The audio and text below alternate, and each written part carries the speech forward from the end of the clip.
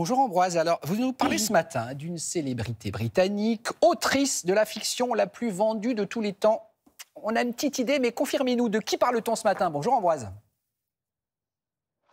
Bonjour Damien, on la surnomme la reine du crime, c'est évidemment Agatha Christie. Rendez-vous compte, seule la Bible s'est mieux vendue que ses romans dans l'histoire de l'humanité. Elle aurait fait vendre au moins 2 milliards de livres en 100 ans. Même William Shakespeare en 400 ans n'a pas fait mieux. Alors ce matin, on vous emmène à Cambridge où se tient jusqu'à cet été une grande exposition sur le polar qui lui est évidemment en grande partie consacrée, comme vous allez le voir dans ce reportage de Maëlys Septembre avec Léna Soudre. Elle n'est pas l'auteur du crime, mais la reine du crime. Et elle est impliquée dans des centaines de meurtres, ceux qui ont vu le jour sous sa plume, ou plutôt sur sa machine à écrire. Les 2 milliards de livres d'Agatha Christie vendus dans le monde sont nés sur ses touches noires et rondes.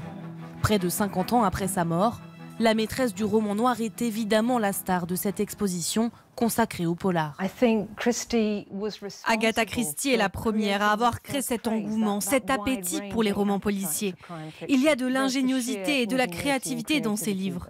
Elle avait un esprit extraordinaire et les personnages qu'elle a créés sont parmi les plus appréciés du genre policier. Ils le sont encore aujourd'hui. Ces personnages, justement, Miss Marple mais surtout Hercule Poirot, partagent l'affiche de l'exposition avec l'écrivaine.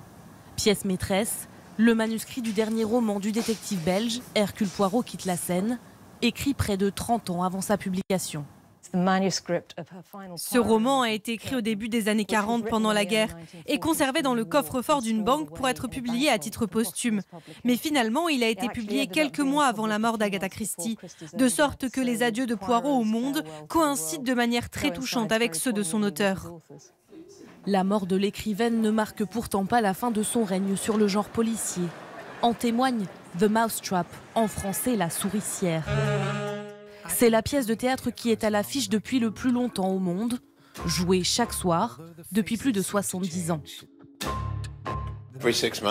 Tous les 6 mois, nous changeons toute l'équipe pour nous renouveler. Mais c'est une pièce brillamment écrite. Et à chaque fois que les spectateurs arrivent, ils viennent passer un bon moment et ça nourrit la pièce.